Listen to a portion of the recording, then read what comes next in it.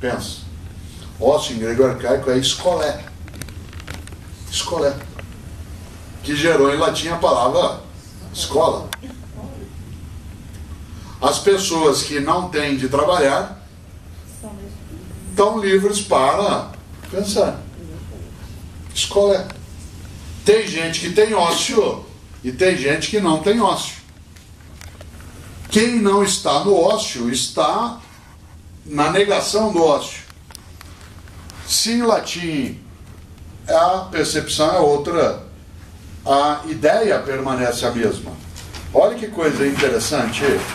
Há pessoas, para usar o latim agora, que estão no ócio. Você sabe que o T latino tem som de C, né? Há pessoas que estão no ócio, e estão aquelas que estão no não ócio, que é o nec ócio, isto é, o negócio. Se você está no negócio, você não pode estar parado, você não tem escolé. Por isso que a filosofia é fruto do ócio. Atenção, não confunda ócio com vagabundagem. Preso não tem ócio. Desempregado não tem ócio. Ócio é tempo livre de escolha. Tempo livre de escolha. Quarta-feira agora é feriado em São Paulo. Menos para quem trabalha na Livraria Cultura. Porque não tem ócio, está no negócio. Vários de nós, o que faremos na quarta-feira? Nada. Fazer nada significa nada fazer? Não, significa escolher o que vai fazer. Isso é ócio. Ócio não é vagabundagem. Eu nunca me esqueço, até escrevi isso no livro, acho que no Não Nascemos Prontos, não me lembro. Lembro de um quadrinho, de umas tirinhas que tinha, que publicava no Estadão, chamado Frank e Ernest, que eu acho maravilhoso, maravilhoso. E tem uma que eu acho magnífica, que o Frank vira para o Ernest e fala assim: Ernest, nós somos vagabundos? Ele diz: não, nós não somos vagabundos. Vagabundo é quem não tem o que fazer. Nós temos, só não fazemos. Então, ócio não é a ausência do que fazer, é a escolha do que falar. E a filosofia, de fato, ela é algo que está marcada pela capacidade de ócio.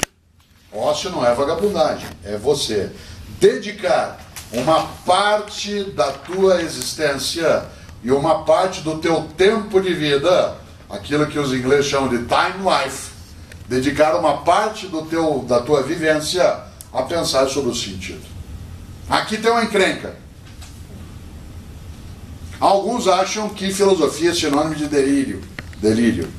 Que basta começar a delirar que você já está filosofando. Claro que não. Há um grande professor de filosofia da USP que faleceu muito jovem, maravilhoso, um especialista em Rousseau, chamado Luiz Roberto Salinas Fortes, que tem uma belíssima obra sobre Rousseau. E o Salinas dizia: cuidado, há pessoas que acham que basta começar a delirar e já está filosofando. Ao contrário, a filosofia é um pensamento sistemático, metódico, sobre a realidade, sobre seus porquês. Não é que você senta, bebe alguma coisa, fuma alguma coisa e aí começa a filosofar. Ao contrário. Claro que você eventualmente pode até fazer isso, algumas pessoas o fazem. Mas ainda assim, a filosofia não é piração. Ao contrário, você tem que pegar uma questão e levá-la à densidade do raciocínio. Refletir sobre ela. Por que fazemos o que fazemos? Você sabe que eu, durante alguns anos, dei um curso na PUC São Paulo. Quem foi ou é da PUC São Paulo sabe disso. Eu dava um curso na pós-graduação da PUC, cuja pergunta original era: existe sanduíche natural? E era uma discussão sobre natureza e cultura. Existe sanduíche natural? Pergunto eu para você. Quando você encontra uma plaquinha, sanduíche natural, você pensa em quê? Que existe uma árvore na natureza, que você apanha pão de forma com maionese real, e queijo batalo. Existe sanduíche natural? Ah, não, mas aquilo é alface. Ah, ela nasceu, você foi lá e apanhou no Ibirapuera. Existe sanduíche natural? Claro que não. O sanduíche chamado natural é uma coisa absolutamente construída pela mão humana. Desse ponto de vista, perguntinha: o que é natural? O que é natural? São questões que a gente tem que trazer. É aquilo que é da natureza e que nós não interferimos. Por exemplo, as estrelas onde a gente não pôs a mão ainda, o ar que nós respiramos não mais. O que você e eu respiramos em São Paulo é absolutamente cultural. Isto é produto da ação humana. Ah não, mas eu vou para Jericoacoara e lá eu encontro. Pode ser. Mas você não vai comer comida natural. Tá? De maneira alguma. Por que eu levanto essa questão? Porque há algumas questões fortes na história que a gente precisa de ócio para poder pensar sobre elas. Agora você vem e pergunta, e eu com isso, Cortella, isso vai me fazer ganhar mais? Não necessariamente, só se você for da minha área. Vai me fazer dormir melhor? Muito dificilmente. E o que a filosofia consegue com as pessoas é transtorná-las. Você será... Se alguém que começa a ler, se você já o faz, isso já acontece contigo. Se você vai fazer, vai acontecer sem dúvida. Você vai começar a acordar às 2, 3 da manhã e começar a pensar, né, por que tudo isso? Para quê? Aí você toma um medicamento e dorme. Ou não toma e continua acordado. E aí você vai ficar acreditando numa coisa perigosa, de que a ignorância é a fonte da bondade. Porque o ignorante não sofre porque não sabe. Que é uma das formas de tolice, que é uma das maneiras de uma sociedade que é demofóbica e que, tendo medo ao povo, acha que aquilo que do povo vem pode contaminar, e então a melhor maneira é imaginar que é melhor deixá-los ignorantes, porque aí você não precisa de contaminação nenhuma e aí a pureza se preserva. Coisa curiosa, interessante, perguntas da história humana. A filosofia se pergunta, vem pela ciência. Maiana Zatz vai dar um curso aqui, quando vai ser? Segunda que vem? Tem vaga ainda? Puxa, que bom que ainda tem. Já viram? Maiana Zatz, a grande geneticista da USP, da Universidade de São Paulo, a maior especialista no nosso país em pesquisa com células embrionárias. Vale a pena fazê-la. Porque ela consegue pensar uma das grandes questões, que é, podemos nós mexer no DNA? Temos o direito de fazê-lo? Você sabe, uma filosofia se faz uma pergunta que eu gostaria, se eu estivesse aqui na segunda que vem, é uma pena que eu não estou, estarei em Vitória. E eu gostaria de fazer a ela. Os nazistas, durante a Segunda Guerra Mundial, fizeram milhares e milhares de pesquisas em ciência e medicina, com seres humanos, para ver qual era o limite da resistência da dor se eu enfiasse um prego na têmpora de alguém até onde ele ia sem morrer, com a pessoa viva. Separando gêmeos, vendo se eu cortasse o braço de uma criança gêmea, se outro ia sentir, tudo que você faz ideia. Está tudo registrado, tudo guardado. Usamos ou não usamos? Isto é, hoje, 2013. Pegamos o que está guardado e arquivado e usamos em ciência o resultado das pesquisas ou não. Ué, vamos usar, Cortella. Não vamos deixar que a vida deles tenha sido inútil. Opa, abre aí um precedente. O sofrimento de algumas pessoas serve para ajudar uma maioria. Não, então não vamos usar. Mas não vamos usar e vamos desperdiçar a vida daqueles que lá estão. Vale para o cachorro Beagle em São Roque. Lema clássico da cidade há 3 semanas. Mexeu com o Beagle, mexeu comigo. E aí? Tá bom, não vamos mexer no Beagle. Então vamos mexer onde? Onde se mexe em faculdade de medicina? No corpo do pobre. Porque quando você vai a um gineco, você é mulher aqui nessa sala, ou eu homem, quando eu vou a um urologista que ele vai fazer exame de toque, ele aprendeu a fazer em algum lugar, que não foi em melancia. Como ele aprendeu no hospital escola, e no hospital escola ele tem que aprender em paciente, e como paciente, para estar no hospital escola, ele tem que ser alguém que não pode estar em outro lugar, que não lá. E como passa um professor, um tutor com 6 alunos em volta, e vai mostrar como é que faz exame de colo de útero, como é que você faz a palpação de fígado, como é que você faz exame de colo retal. Onde eles aprendem? Ah não, mas esse aí... E o cadáver? O cadáver é do cadáver que é aprendido também daquele que não tem. A gente não doa nossos corpos dos mortos. É exatamente em cima daquele que em vida já nada era. Não, mas então não pode ir no Beagle. Essa é uma discussão a ser feita. Não pode no bigo, mas pode no rato. Não, no rato, mas rato é rato, é rato. Rato não é bigo. Tá bom, entendi. Então tá, então não pode no rato. Pode em barata? Não, barata, se der, eu mato. Essas questões, elas não são tão vazias. Aquela forma de reação, naqueles dias de discussão, trouxe coisas sérias em relação a ir lá. Porque, de repente, começa uma conversa que a gente, atenção no que eu vou dizer, no dia a dia, a gente finge que não existe. Isto é, como se não tivesse alguém agora sendo examinado num hospital-escola, né, para poder aprender no corpo do desvalido, para poder praticar medicina num outro corpo. Nesta hora, a filosofia pode levantar o porquê. É lícito fazer? Usa ou não célula embrionária? Não usa, Cortella, porque aquilo, o blastocisto, ele é um ser humano. Ué, e você congela ele? Como assim? Não, é que ele vai ser. Como é que você sabe? Não, vai ser porque ele pode ser. Bom, ele pode ser, então ele é direito presumido. Entra uma conversa ótima, que só acontece entre nós humanos. A filosofia ajuda a perturbar algumas tranquilidades. Olha que coisa. Por exemplo, por que é que nós, os machos da espécie, nós nesta sala, os homens dessa sala, somos o único mamífero que tem os testículos desalinhados? Vocês já notaram isso? Isso é uma coisa séria, é uma questão filosófica. Nós somos o único mamífero que tem os testículos delas desalinhados. Todos os outros mamíferos têm alinhamento testicular. Nós somos o único que é desalinhado. A filosofia colocou essa questão faz 400 e poucos anos, com os primeiros estudos de anatomia. Agora já se sabe por quê. Porque como nós somos o único animal que é de fato bípede por completo, porque embora outros hominídeos, como é o caso dos símios, né? Aliás, outros primatas, desculpa, como é o caso dos símios, eles também sejam bípedes, mas eles não são completamente bípedes, isto é, eles usam uma pata anterior ou a cauda para se apoiar. Como nós somos os machos da espécie humana, o único bípede por completo, a gente não pode ter alinhamento testicular, porque senão na caminhada a gente ia ter fricção. E aí seriam 3 passos e uma ajoelhada.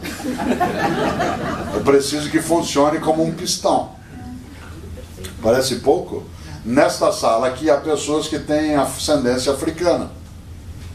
A ciência durante muito tempo trabalhou uma conexão equivocada entre cor de pele e neurônio. Isto é, mais melanina, menos neurônio. Claro que essa teoria apareceu no século XIX, quando há a colonização da África de novo. Mais melanina, menos neurônio. Hoje a ciência resolveu estudar uma coisa séria. E agora já se chega a partir de uma pergunta da filosofia, que é por quê? Por que se tratar as pessoas diferentes por conta da sua origem?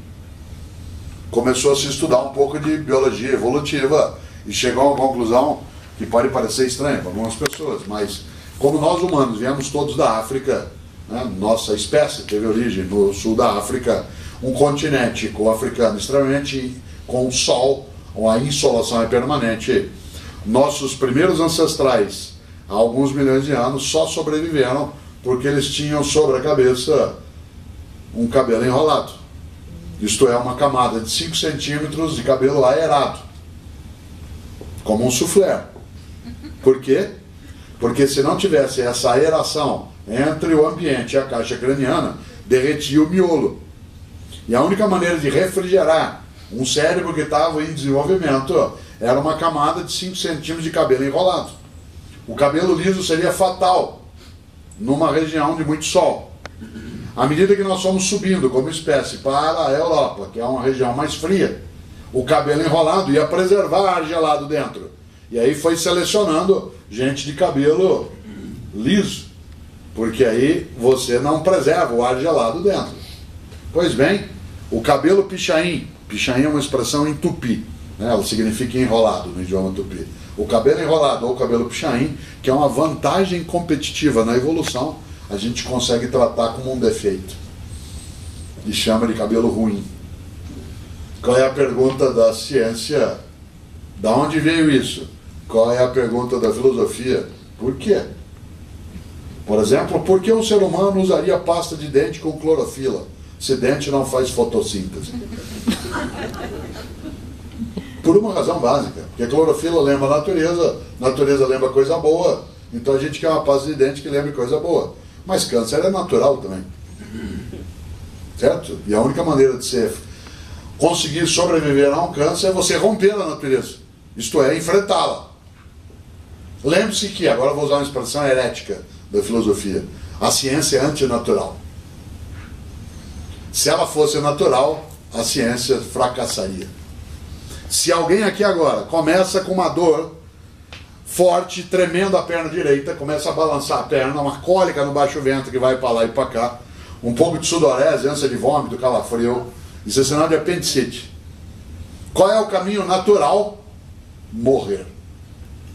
Isto é, você vai ter uma infecção generalizada, porque você vai ter uma ruptura dentro do apêndice, e aí ele vai vazar por toda a área e você vai embora.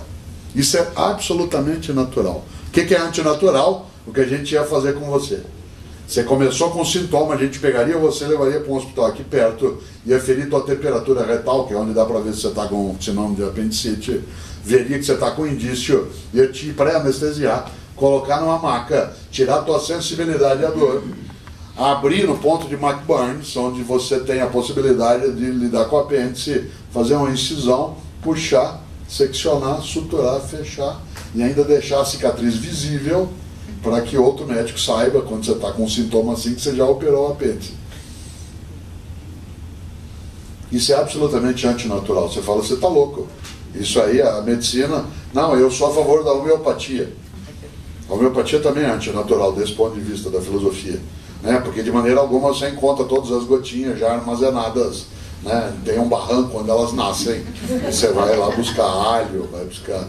Claro, evidentemente, o que eu estou fazendo aqui, e eu não queria perder essa percepção agora, 20 horas e 30 minutos dessa segunda-feira. O que nós estamos fazendo? Pensando um pouco além do óbvio. O que é a filosofia? É a possibilidade de pensar além do óbvio. E você com isso? Muito. Você deseja, em várias situações, ter um pensamento que seja metódico, sistemático, reflexivo, que não seja desagradável, que não seja chato.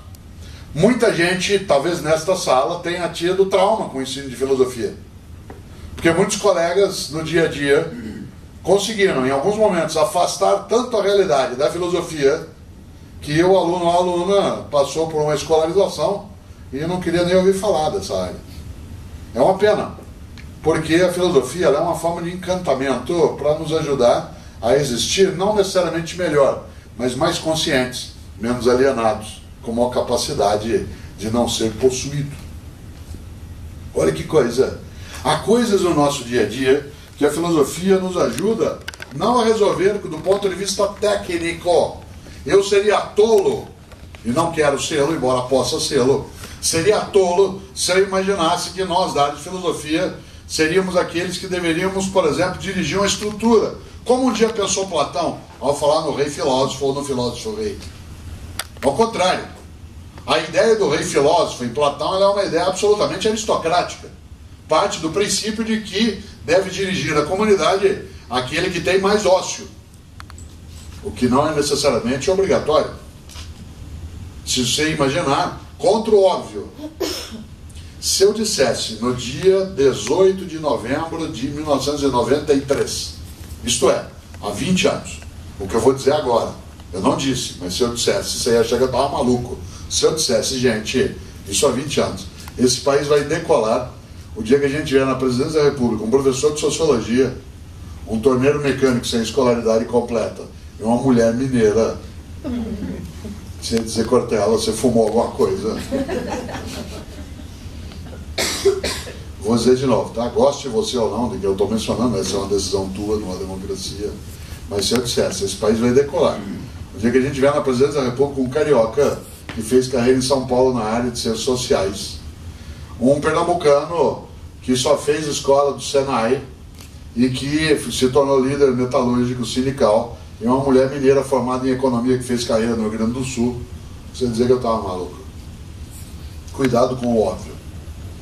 A filosofia nos ajuda, ela não resolve, Ela nos ajuda a lidar com o óbvio. Provavelmente, um filósofo como eu, se colocado há 20 anos a fazer uma análise da realidade, talvez fosse tentado a dizer: isso nunca vai acontecer.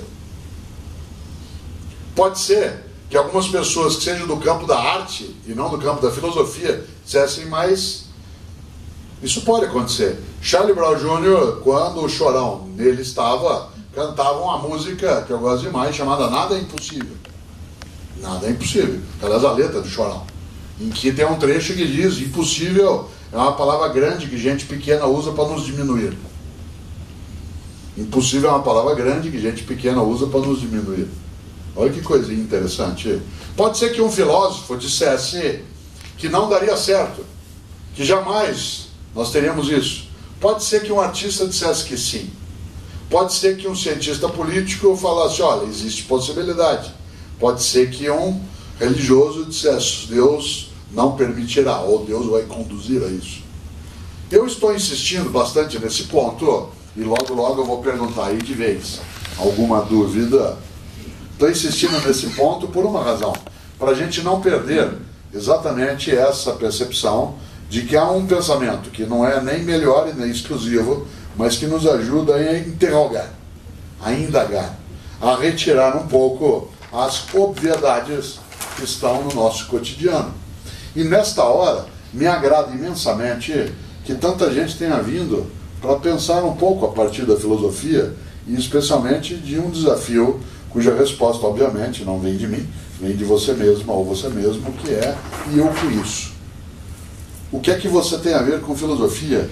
Você, sem dúvida, eu não tenho nenhuma percepção diversa, tem uma necessidade, como eu, de não ter uma vida que seja robótica, automática, que não seja banal. Eu tenho um livro que talvez algumas pessoas conheçam, chamado Qual é a Tua Obra? Que é um livro sobre gestão, liderança e ética. Nesse livro, Qual é a Tua Obra?, eu cito lá um grande pensador britânico do século XIX, que é o Benjamin Disraeli. Aliás, foi primeiro-ministro da Rainha Vitória. Disraeli dizia: a vida é muito curta para ser pequena. A vida é muito curta para ser pequena. Já basta que a vida curta seja para que a gente consiga apequená-la de algum modo. E se a vida é muito curta para ser pequena, é claro que, nesta hora, a nossa necessidade é não ter, de fato, uma vida que seja banal, superficial, que seja robótica. Você sabe que a palavra robô é uma palavra que vem do sérvio, e no sérvio, robota significa escravo. Robota significa escravo. E por isso, não ter uma vida robótica é não ter uma vida na qual você e eu sejamos escravizados pelo pensamento único, pela ideia sem debate, pela reflexão sem alternativa e, portanto, no único modo de caminhar.